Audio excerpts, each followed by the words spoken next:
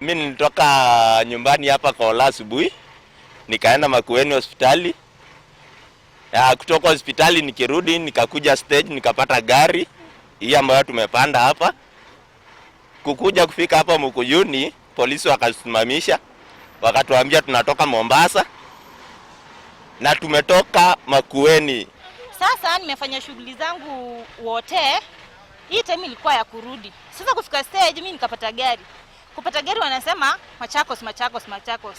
Tukaingia kwa gari. Sasa kufika hapa Mikuyuni wanasema ati gari imetoka Mombasa.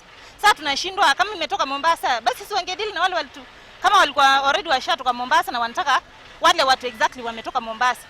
Huwa wanatudanganya, wanasema tunatoa abiria katika sehemu za Taita Taveta, hapo karibu na Kwale, alafu wanaleta watu. Jana tuliweza kushika matatu ambayo ilikuwa na abiria 24 katika sehemu za Mkuyuni, na sisi kama kamati tumesema wale si watu wa kuwapembeleza ati waende wafanye mambo ya quarantine katika manyumbani yao. Wote tunakusanya na tunawapeleka KMTC Makindu, ile mandatory quarantine, ndio wawe mfano kwa wengine.